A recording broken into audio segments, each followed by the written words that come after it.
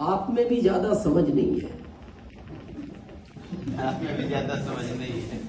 बोले बाबा ने कहा क्या हुआ? बोले क्या दुनिया बनाई है ये आपने?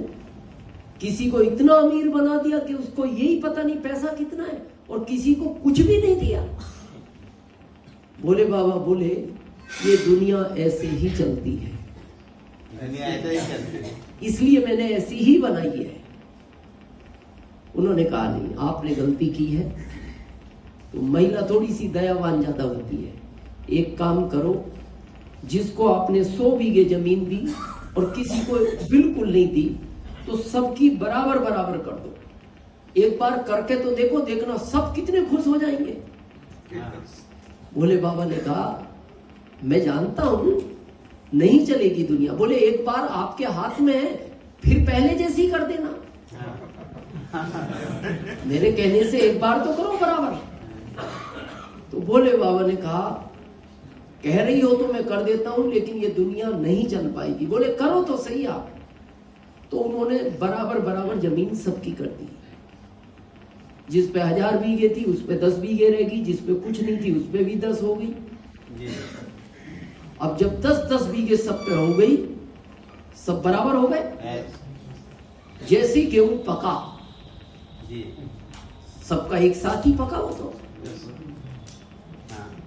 तो पड़ोस में जाके बोलता है भाई साहब गेहूं कटवाओ ना मेरा। वो कहता मेरा भी तैयार है, मेरा तू कटवा। वो किसी का ही नहीं कटा,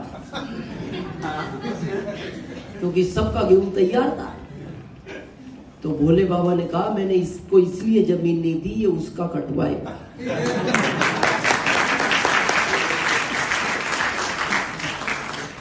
आप सोचो सब इसको करेंगे? अभी नहीं करेंगे।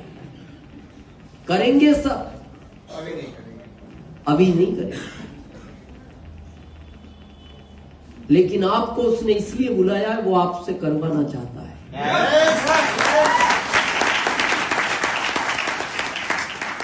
कृष्ण भगवान ने श्रीमद् भागवत गीता जी में 4 लाइनें लिखी, अगर आपने कभी पढ़ी हो या सुनी हो। पहली, जो तू चाहता है वो होता नहीं। दूसरी, होता वही है जो मैं चाहता हूं। तीसरी, अब तू भी वही चाहा जो मैं चाहता हूं।